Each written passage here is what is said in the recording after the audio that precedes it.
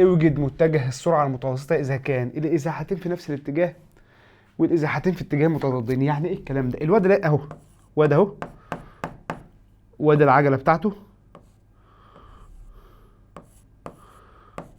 اعتبر دي عجلة، هو قاعد على الكرسي شكلها فيسبا عموما. مشى قد إيه؟ 37.5 بسرعة 25، وبعدين مشي يا إما في نفس الاتجاه 18 كيلومتر بسرعة 12 كيلومتر في الساعة، يا إما في عكس الاتجاه 18 كيلومتر و12 كيلومتر في الساعة. دي سرعته. هو عايز إيه؟ ادرس يا باشا الحالتين، لو هو رايح في نفس الاتجاه ولو هو رايح في عكس الاتجاه. يا باشا إيه؟ امسح له السبورة دي كده عشان نشتغل على نظافة، واقسم السبورة نصين. هنا لو في نفس الاتجاه هيبقى مشي المسافة دي ثم المسافة دي ويه بتاعتنا في الاتجاه ده.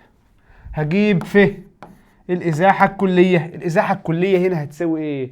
هتساوي مجموع الإزاحتين. هو مشي هنا 37.5 كيلو ثم 18، يبقى 37.5 زائد 18 تطلع 55.5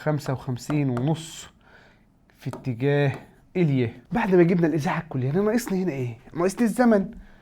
أقول له نون واحد هيساوي فيه واحد على عين واحد. فيه واحد ب37.5 وعين واحد ب25. من هنا يطلع ان ده 1.5 ثانية. طب نون 2 هقول له فيه 2 على عين 2 هتساوي فيه 2 بكام؟ 18 وعين 2 ب12 تطلع برضه سبحان الله 1.5 ثانية. يبقى هنا متجه السرعة المتوسطة هيساوي فيه على نون. فيه بكام؟ ب55.5. نون 1.5 و1.5 تطلع 3. تطلع من هنا 18.5 في اتجاه اليه.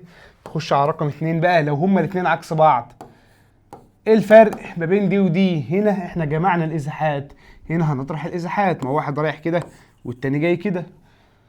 37.5 ناقص 18 يطلع 19.5 في اتجاه اليه. واحد تاني بيروح يجيب لي الزمن ومش عارف ايه. حول يا ابني، حول من دلوقتي. ما هو نفس الزمن.